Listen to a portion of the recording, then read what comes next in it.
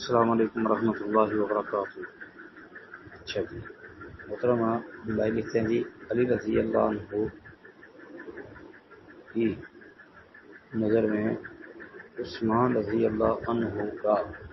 مقام کیا تھا؟ کہتے جی جواب دیں۔ محترمہ پہلی بات تو یہ یاد رکھیں کہ جناب محمد رسول اللہ صلی اللہ علیہ وسلم کے سارے صحابہ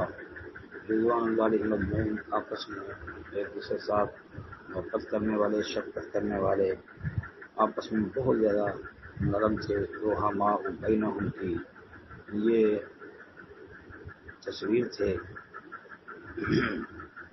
پھر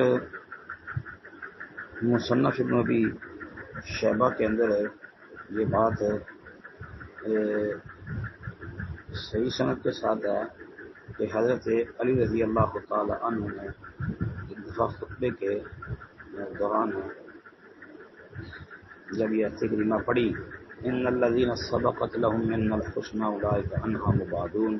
کہ بے شک وہ لوگ جن کے مقدر میں ہماری طرف سے بھلائی ہے وہ جہنم سے دور رکھے جائیں گے۔ پھر علی رضی اللہ تعالیٰ نے فرمایا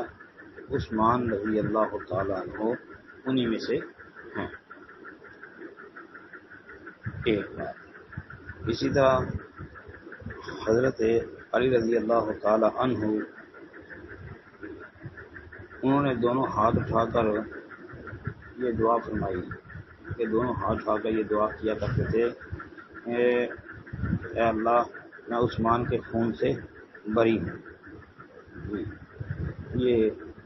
اور اسی طرح جو ہے حضرت حسن بن علی رضی اللہ تعالی عنہ ان کے سامنے حضرت عثمان رضی اللہ عنہ کا جب ذکر کیا گیا تو انہوں نے یہ کہا کہ یہ امیر المومنین علی رضی اللہ تعالیٰ عنہ آ رہے ہیں، وہ آپ کو بتائیں گے۔ تو پھر علی رضی اللہ عنہ تشریف لائے،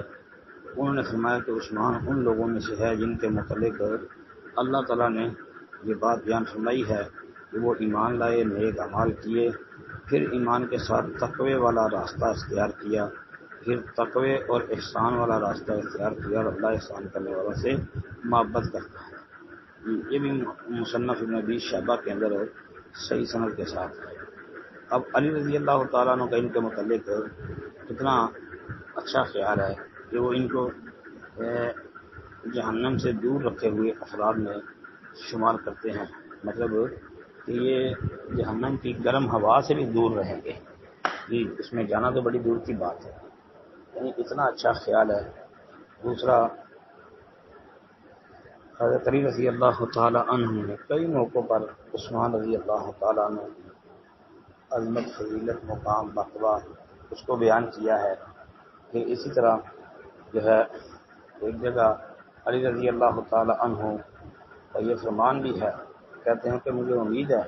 کہ میں عثمان، یعنی علی کہتے ہیں میں عثمان اور طلحہ اور زبیر رضی اللہ ان لوگوں میں سے ہوں گے جن کا ذکر اللہ رب العالمین نے قرآن میں کیا ہے کہ وَنَزَعْنَا مَا فِي صُدُورِهِم مِّنْ غِلٍّ إِخْوَانًا عَلَىٰ سُرُرٍ مُتَقَابِلِينَ، اور ان کے دلوں میں جو قدرت ہوگی ہم اسے نکال دیں گے، اور وہ چار پہیوں پر بھائی بنے ہوئے ایک دوسرے کے سامنے بیٹھے ہوں گے۔ اور اس کی سند بھی صحیح ہے، امام احمد بن حنبل رحمۃ اللہ علیہ کی فضائل صحابہ کے اندر یہ روایت موجود ہے۔ السلام علیکم ورحمۃ اللہ وبرکاتہ۔